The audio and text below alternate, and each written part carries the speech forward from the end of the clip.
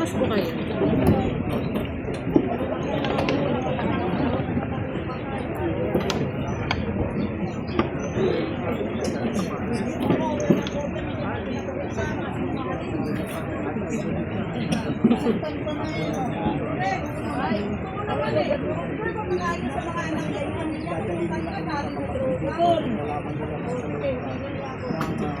Yari kayo.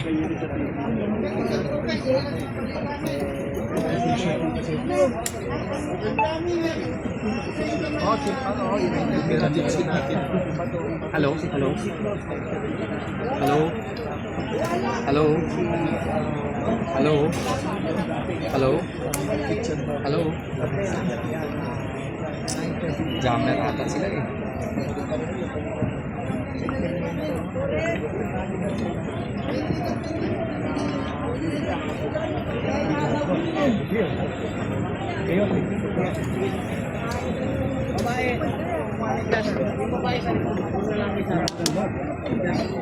Babae daw sa likod. Babae sa likod.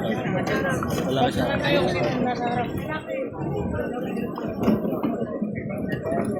Sige. Okay.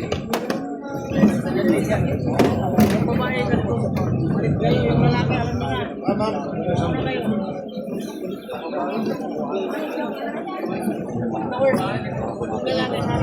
Lalaki daw sa harap. Wait. Lalaki harap, babae pa lupungin. Pastor. Lalaki harap. Babae sa likod. Alam mo, summer. Babae ba? Wala niya. Excuse me, ma'am. Ayusin lang natin po. Nanunula kasi iba doon kanina. Ayusin lang po natin. Okay. Yes kayo kasi ano po, adjust po natin. Yung lalaki sa harap ha. Okay na yan lahat. Atas kaya rito, balik dito.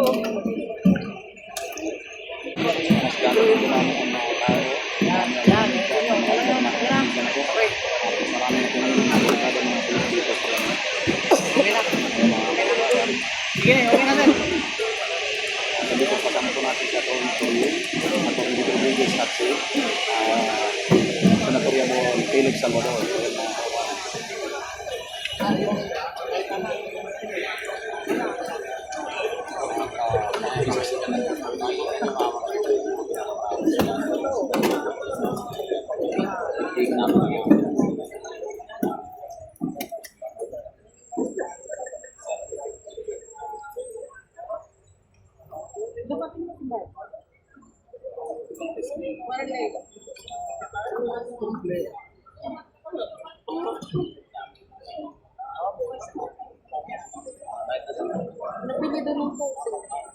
Ako kanina pa yung kapatid. Nantay kita doon. Hindi, nakakuha na. Nakakita na. Nandun ako nag-antay lang sa inyo. Ilang naman natin. Si ano? Si tropang saya. Baka nandun sa kanya. Ayun na. Yung mga kabaya. Pasundan natin sila. Wala pinakalas.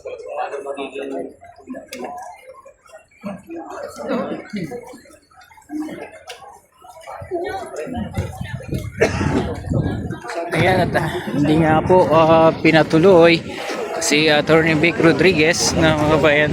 Ito sundan natin para alam nyo po kung ano po yung mga kasagutan sa inyong katanungan mga kabayan. Ayan, sumakay na po sila sa kanilang sasakyan.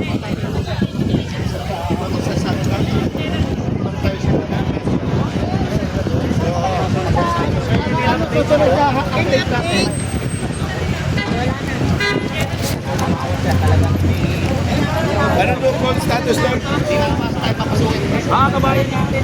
Ayaw pa pa. Ay, na. Baka na. Relax tayo doon. Bakit kayo nagigising? Sa pinagkagawa ng gobyerno ngayon? Gising na! Lumabas na kayo sa mga tahanan nyo! Huwag kayong manahimik! Pinagkago na tayo ng gobyerno na to! Tama! Tama! Labas!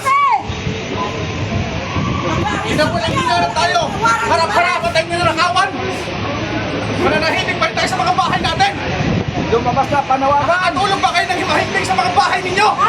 Tama, lumabas na tayo mga ka-DDS. Grabe po sa Magsama-sama gobyerno na tayo rito. Talakad ng lakad. Sa susunod ka lang tayo. Lumabas kayo. Kung talagang may awa kayo sa matandang nasa loob. Ngayon, naawa kayo mga Duterte. Lumabas kayo. Tama yan. Kung sino pa ang presidente na pinakamaganda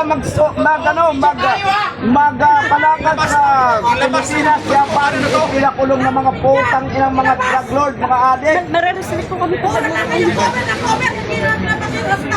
Nare-restrict natin sa ano. Kaya ka tayo. Restriction.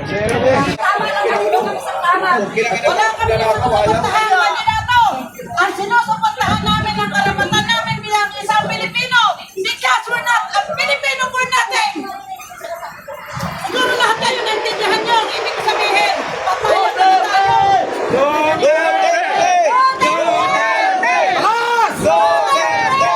Kayo Duterte! Ito, hindi Duterte!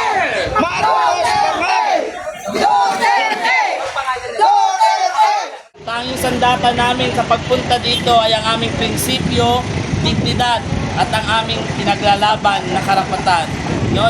Kung gusto natin talaga na pantay-pantay na hustisya, buksan ninyo yung administrasyon ngayon.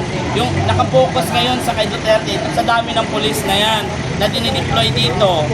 Which is, yung mga krimen na nangyayari ngayon na pababayaan, nakapokus dito. Diba? So, asaan ang hustisya? Diba? At saka yung ibang mga pulis dyan, tinan mo, may mga sandata. Kami mga supporters, ano lang ba dala namin? Cellphone. Yan lang ang bukod tayong pinaglalaban namin ng aming integridad at prinsipyo na hindi mababayaran ng milyong-milyong pera ng gobyerno.